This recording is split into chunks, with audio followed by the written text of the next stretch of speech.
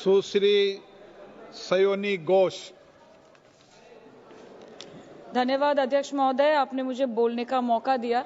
आज बहुत शेर बोले जा रहे थे सदन में, तो मैं भी एक शेर से शुरू करना चाहती हूँ कि तेरा इंतजार करेंगे हम, चाहे जमाने लग जाए, या तो तू आ जाए या हम ही ठिकाने लग जाए।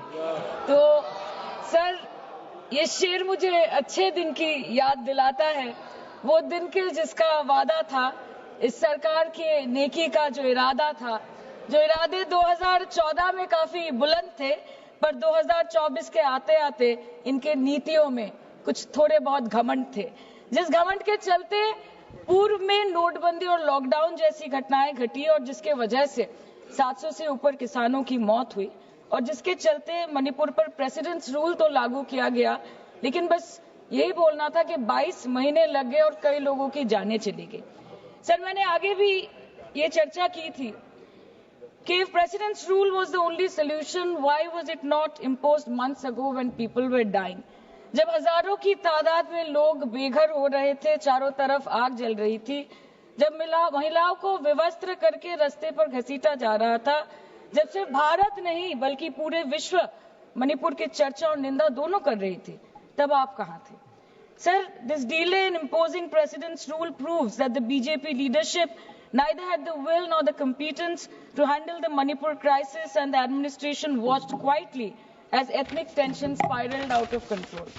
सर, मैं ज्यादा डिटेल में नहीं जाऊंगी क्योंकि हमने चर्चा पहले भी की है, और आज लगभग 2:15 को हम मणिपुर पे आलोचना कर रहे हैं। इतना इंपॉर्टेंस अगर पहले दिया होता तो शायद इसकी नौबत ही नहीं आती। So this is what I think. पर सर, ये शर्मिंदगी की बात है कि आज भारत के एक राज्य में प्रेसिडेंट्स रूल है। ये भी शर्मिंदगी की बात है कि 140 करोड़ की आबादी में 80 करोड़ को मुफ्त में राशन दिया जाता है।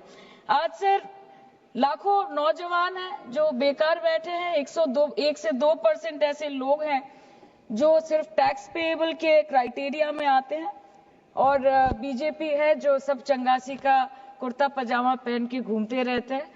ये दिखाने के लिए अच्छी बात है, लेकिन ग्राउंड रियलिटी कुछ अलग ही है। सर 2023 में टॉप 10 VPNR के रिपोर्ट के अनुसार मणिपुर में 212 दिन से ऊपर इंटरनेट शटडाउन किया गया था, a total of 5088 hours, marking it the second highest after Jammu and Kashmir. This led to huge economic loss in Manipur, approximately 3,157 crore. The economic blockade in Manipur, affecting the two main national highway, lasted for 66 days, with rough estimates of loss of around 250 crore per day, which is a whopping rupees 17,000 crores in over 2 months. Over 67,000 people were forced to leave their homes and cramped up in only 360 relief camps. Nearly 12,000 people fled to Mizoram. Approximately 7,000 people sought refuge in Nagaland, Assam and Meghalaya. Over 1,700 people taken refuge in Kachhar district as of June 2024.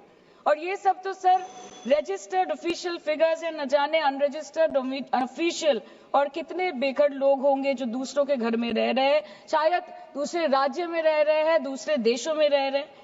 ये इसीलिए हुआ है sir क्योंकि मणिपुर की सरकार, double engine सरकार ने, उनकी मंशा ये नहीं थी कि वहां के लोगों को शुरू से प्रोटेक्शन दिया जाए, कि उनको शुरू से रिलीफ दिया जाए। अगर वही होता तो 22 महीनों से इन्होंने मणिपुर को जलने ना दिया होता।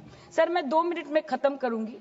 You want to move the resolution, of course we have to be with that, लेकिन 1 अप्रैल 2025 मतलब एक दिन पहले से मिनिस्ट्री ऑफ होम अफेयर्स ने armed forces special powers act को 6 महीनों का एक्सटेंशन देके मणिपुर, अरुणाचल प्रदेश और नागालैंड में इफेक्टिव कर दिया है। इससे समझ आता है that law and order in Manipur has seriously डिटोरियोरेटेड।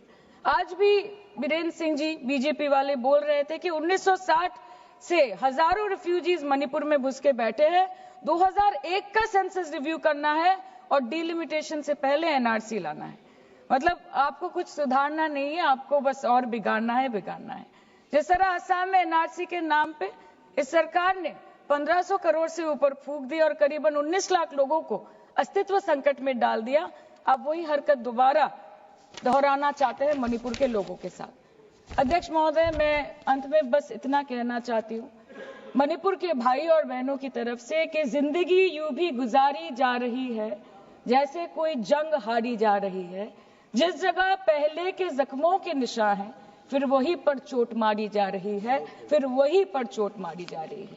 इसलिए आपके माध्यम से इस सरकार से मेरी यही अपेक्षा रहेगी कि मणिपुर के हालात में सुधार लाए, वातावरण में संतुलन लाए, पहले अपने देश के लोगों को मित्र बनाए, फिर जाके विश्व बंधु कहलाया जाए। That the Home Minister and the Prime Minister should work overtime and step outside their comfort zone to address the needs of the people and restore normalcy at the earliest in Manipur. Thank you, sir. Thank you.